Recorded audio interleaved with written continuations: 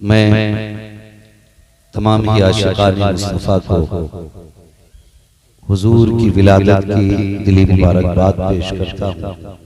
अल्लाह करीम तमाम ही अहले सलाम को हुजूर की आमद के लम्हात की बेपनाह बरकतें अता फरमाए।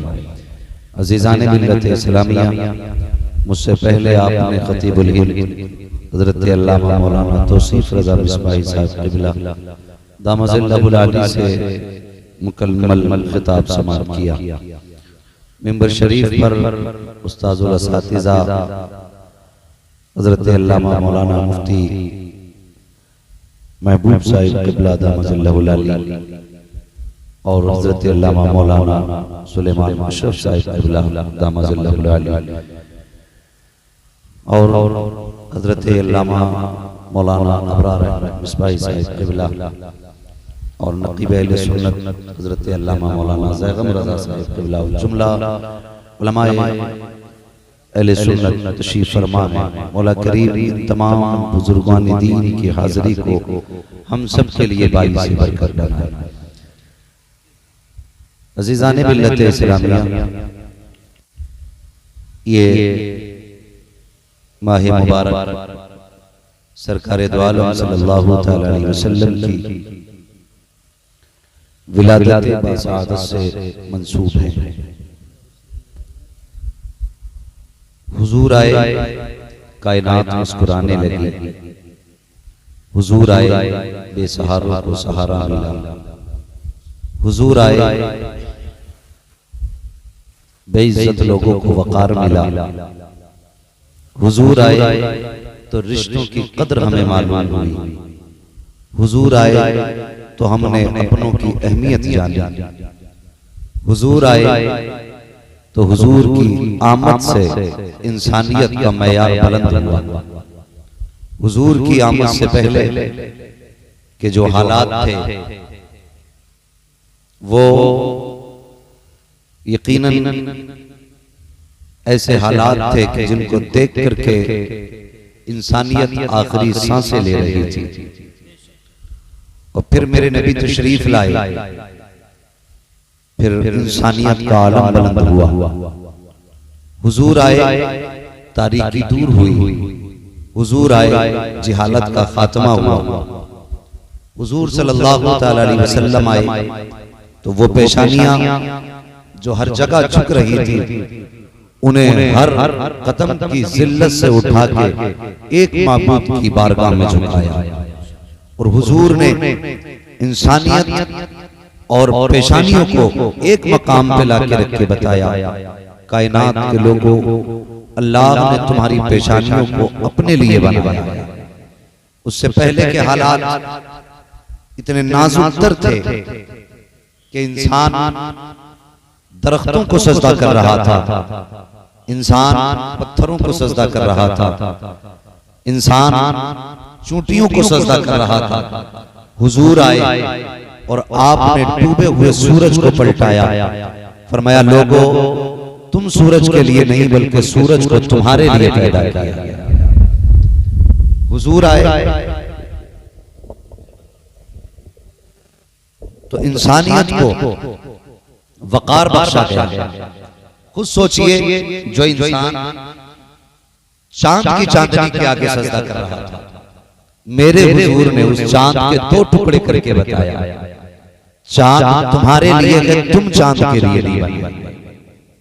और वो इंसान जो किसी पर भरोसा नहीं करता था, वो इंसान जो अपने साए पर भरोसा नहीं करता था, हुजूर आए और हुजूर ने कहा, अल्लाह एक है।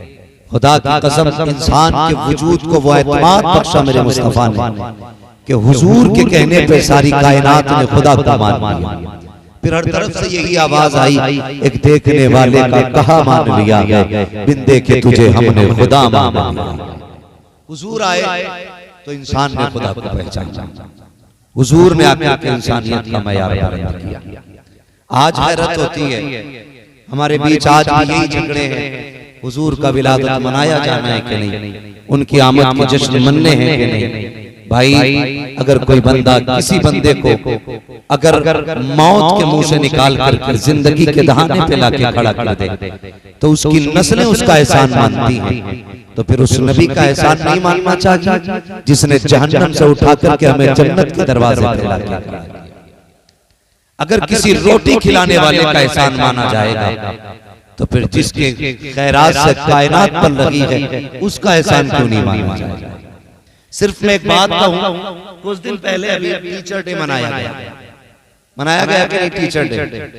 टीचर डे में क्या हुआ, असातिज़ा को तलबा ने कलम दिए, गिफ्ट दिए, तरह तरह की चीजें अपने अपने असातिज़ा को बच्चों ने दी और फिर उसमें काफी तबसरा भी चलता रहा क्या टीचर डे मनाना चाहिए या नहीं। मैं सिर्फ इतना कहना चाहता हूं, अगर टीचर डे मना सकते हो तो फिर मनाने वालों से एक सवाल, क्यों मनाया जाता है। कहा कि इस दिन हम असातिज़ा का शुक्रिया अदा करते हैं, उन्हें तोहफे पेश किए जाते हैं, क्यों कि उन्होंने हमें इल्म दे करके हमारी जिंदगी को संवारा। तो मेरा सिर्फ इतना कहना है, अगर टीचर डे मनाना है तो शौक से मनाओ, लेकिन उससे पहले उस नबी का जन्मदिन मनाओ जिसने इक़रा कह करके कायनात को तालीम का सबक दिया था। इसलिए सबसे पहले दिन मेरे मुस्तफा का मनाया जाना चाहिए। मदर डे भी मनाया जाता है, फादर डे भी मनाया जाता है। हैरत होती है वो लोग जो नबी के जन्मदिन को नाजायज कहते हैं, वो मदर डे भी मनाते हैं, फादर डे भी मनाते हैं, फिर हुजूर का दिन क्यों नहीं मनाते। जबकि हुजूर की वो जात है जिसने आकर के ये सबक दिया था, अल जन्नतु तहता अक़दामी उम्महातिकुम, जन्नत तुम्हारी माओं के कदमों के नीचे है। जिसने माओं का एहतराम सिखाया उस नबी का जन्मदिन माँ से पहले मनाया जाना चाहिए। और हमें नहीं, पूरी कायनात के अंदर हुजूर की आमद का जश्न मनाना, पूरी कायनात के अंदर। और अल्लाह ने महबूब के लिए ऐसे घर का इंतखाब किया जो सारे घरानों में अफजल था, ऐसी माँ का इंतखाब किया जो सारी माओं में निराली थी, ऐसे बाप का इंतखाब किया जो बाप सारे बापों में जुदा था। खुदा की कसम, एक यूसुफ को मिस्र का यूसुफ कहा जाता है, एक यूसुफ को मक्के का यूसुफ कहा जाता है। अल्लाह अकबर, जिनको मक्के का यूसुफ कहा जाता है उनका नाम हजरत अब्दुल्ला, उनका नाम हजरत अब्दुल्ला है। इतने हसीन थे हजरत अब्दुल्ला कि लोग आपकी राहों में दीदार के लिए खड़े रहते थे। आज आदमी क्या क्या डिजाइन कराते हैं, दुकानों में जाने के बाद 8-8 घंटे मुंह की पट्टी बंदी रहती है, तब जाकर सूरत किसी को दिखाने के लायक होती है। कुर्बान जाओ हजरत अब्दुल्ला के चेहरे पर कि जिस गली से गुजरते थे लोग हसरत से देखा करते थे, हसरत से लोग देखा करते थे, औरतें पर्दे से झांका करती थी, ये कौन है, ये कौन हसीन जा रहा है। इतने हुस्न से नवाजा था मेरे रब ने हजरत अब्दुल्ला को। अब जब हजरत अब्दुल्ला का सैयदा आमिना से निकाह हुआ, आमने सामने तशरीफ फरमाए, बहुत गौर से मेरी बात सुनिएगा। निकाह होकर के हजरत आमिना हजरत अब्दुल्ला के घर में आ गई। इधर हजरत आमिना बैठी हैं, इधर हजरत अब्दुल्ला बैठे। अब दोनों के जुमले सुनिए। हजरत आमिना कहती हैं, अब्दुल्ला, अल्लाह का शुक्र है जिसने मुझे आप जैसा खूबसूरत और खूबसूरत शोहर अता किया। ये किसने कहा? हजरत आमिना ने। रब का शुक्र है जिसने मुझे आप जैसा खूबसूरत और खूबसूरत शोहर अता फरमाया। तो हजरत अब्दुल्ला क्या कहते हैं? हजरत अब्दुल्ला कहते हैं, नहीं आमिना, तुझसे ज्यादा नसीब वाला तो मैं हूँ, क्योंकि रब ने मुझे सबसे बेहतर खूबसूरत और खूबसूरत बीवी अता फरमाया।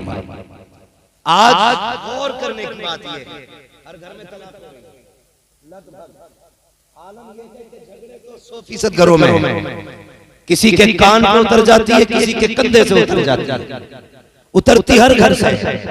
हालात देखिए कि अब जब आम मियां बीवी आमने सामने बैठते तो फिर तलाक से पहले नौबत नहीं आती। ऐसे झगड़े बढ़ जाते हैं कि बीवी अपने घर बैठ जाती है और शौहर अपने घर। फिर बीच के लोग समझौते के नाम पे कहते हैं चलो फिर फैसला ही कर लिया जाए। एक गुजारिश मेरी आपसे, खुदा के वास्ते, अगर आपकी बीवी के अंदर कोई कमी भी हो तो आप उसको नजरअंदाज कीजिए, कभी भी बराबरी मत करना। ये कभी मत कहिएगा कि तेरी औकात क्या है, तू कौन है, तेरी हैसियत क्या है। एक दूसरे की तारीफ करें, इससे घर चलते। हमारे घरों के हालात बिगड़ने लगे, उसकी वजह यह है कि इसके सबसे बड़े जिम्मेदार हैं सबसे पहले ये निकाह कराने वाले लोग, जो शादी के बीच में बिचौलिए कहलाते हैं। बिचौलिए इधर क्या बोलते हैं? बिचौलिए बोलते हैं। बिचौलिया जो 500 रुपए और एक जोड़े के खातिर किसी के भी घर में आग लगा देते हैं। ये रिश्ते कराना बड़ी अच्छी बात है, ये सवाब का काम है, लेकिन खुदारा इसमें झूठ ना बोले, झूठ बोल के किसी के घर को बर्बाद ना करें। होता क्या जब रिश्ते की बात आती है ना, लड़के वाले की तरफ पहले जाता है ये बिचौलिया, कहता अभी देख के आ रहा हूं, अभी लड़के के लिए ना मुंबई से 80,000 डाले अपने अब्बा के खाते में, 80,000 डाले अभी। और रिश्ता होते होते पता चलता है, जब इधर 80,000 की खबर है तो लड़की वाला भी कह देता है यार जब इतनी अच्छी कमाई है ना तो फिर ऐसा करो 5 लाख हमसे ले लो, 10 लाख में ये रिश्ता करा दो। इस तरह से फिर रिश्ते कराए जाते हैं। जब निकाह होकर वापस आता है तो पता चलता है कि इसकी कमाई 15,000 रुपए महीना। जब 15,000 रुपए महीना की बात होती है तो फिर झगड़े। लड़की वाले कहते तुमने झूठ बोला था कि तुम्हारा बेटा 80,000 कमा रहा है, तो कहते तूने भी तो झूठ बोला था 10 लाख देंगे, तूने भी तो 3 लाख दिए।